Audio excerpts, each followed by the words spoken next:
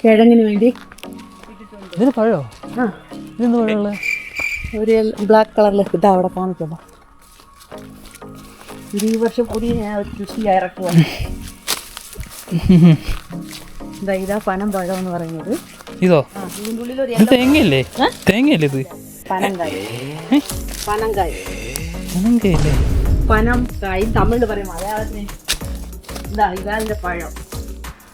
ഇതിലെ ഞാൻ കഴിഞ്ഞ പ്രാവശ്യം സ്ക്വാഷ് ഉണ്ടാക്കി നമുക്ക് കുടിക്കാനെടുത്ത്. ഇതാതിൻ്റെ പഴം. ഈ പഴം ശ്രീലങ്കയില് ഇത് ഭയങ്കര ഫേമസാ.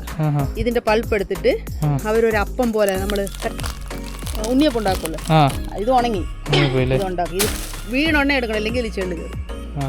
ഇതിപ്പോ നമ്മൾ എന്തായാലും മുളയ്ക്കാനിടും.